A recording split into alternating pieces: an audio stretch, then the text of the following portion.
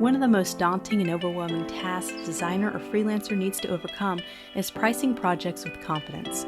One can price projects, but how comfortable are you with your decisions? Are you undercharging? Could I have gotten away with charging more? Are they going to take me serious with my low pricing? Are they going to be scared away because I price too high? These are all very realistic thoughts that go into one's head when they try to price projects. To know how much you can charge as a freelancer, there's a couple of things we need to figure out first. First thing, we need to figure out where you are with your skill level and experience. We all have different skill levels and experience levels, so we're going to have to be able to charge higher or lower prices depending on that skill level.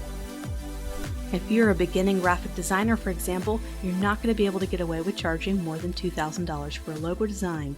You may have a stellar portfolio of personal projects, but without that real-world client projects to prove how you apply those logo designs and work with real-world clients, it's going to be a struggle to get that higher pricing right off the gate, although it's never impossible. However, if you've been doing this for 5+ years, you'll be able to slowly increase your prices throughout time as you add more experience and increase your skill level. Once again, if you've been doing this for more than a decade and even have management experience working with other creative designers or freelancers, you'll be able to have more pricing power to the upside. So how do I know where I fall with my skill level? Just like I assign my clients with a different tier level, I assign my own personal skill and experience level into 3 different categories. The first category level would be a total beginner. This is my first official project with a client. I'm going to need to price much lower level than others simply because this is my first project. I'm going to want to shoot at the lower level of the scale. For example, if this was doing a social media graphic, just one simple graphic, instead of charging $100 for that graphic, I would charge maybe somewhere around $30 to $40. In this first level beginner situation, what the client is getting is a great deal. But what you're getting is a real-world project and social proof they can use to gain future clients that value your worth.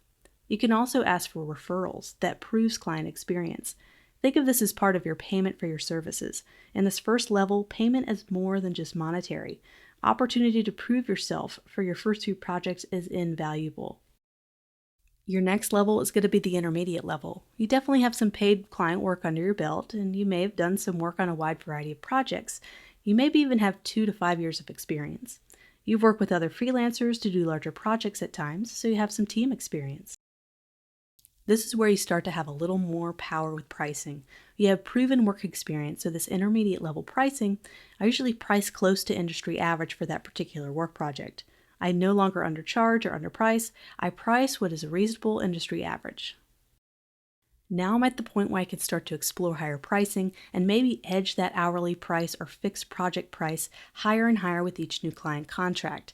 And once again, in the next lesson, we're going to talk about client tier assignments and how that will factor into your pricing as well. How do I find the industry hourly rate?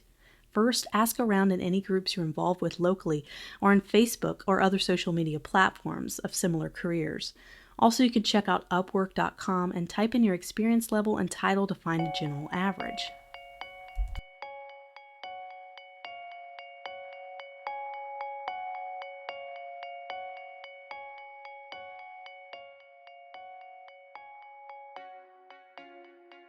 The next level is the advanced level, so you probably have 5+ years of experience, or you have a proven track record of success working with larger clients, regional clients, and perhaps you've even had some agency work. Maybe you've worked alongside national level projects that have gotten a large amount of exposure.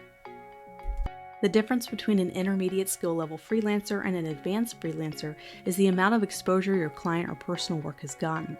So instead of getting 1,000 impressions with your project or for your client, your work has been seen, shown, digested by tens of thousands, if not millions of people. Views, impressions, likes, they're all the same.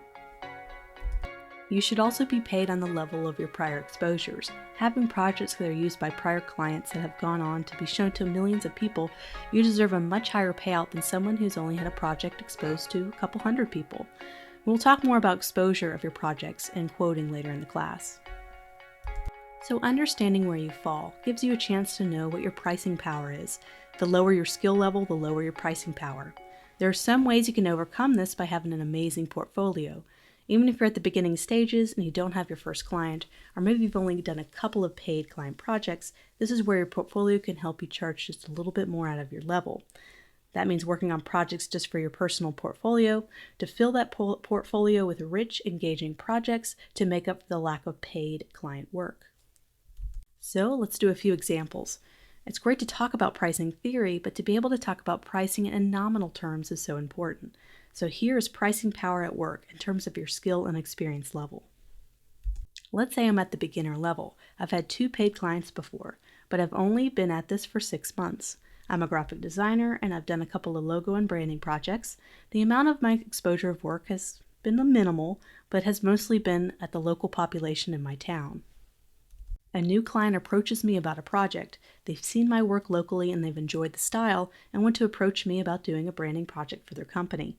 After talking to the client and figuring out it'll probably take me around 15 to 20 hours to do the logo design, maybe 3 revision rounds, I would say I would need to make about $35 an hour. Let's say I have previously made $25 to $30 an hour, but I'm just getting started and that's okay.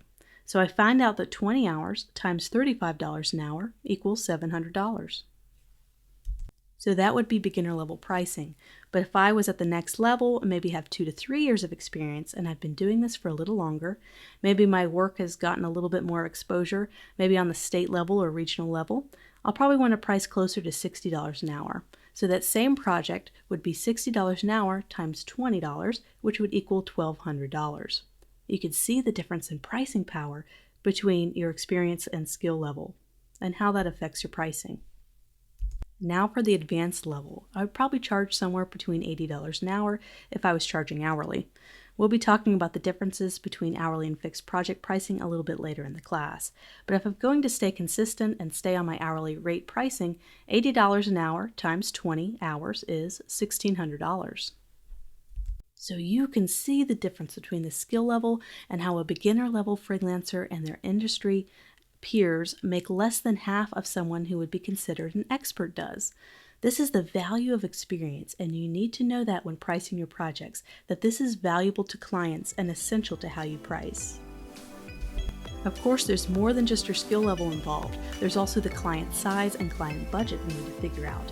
We're going to talk about assigning clients their own levels to be able to have more information to help us find the perfect pricing.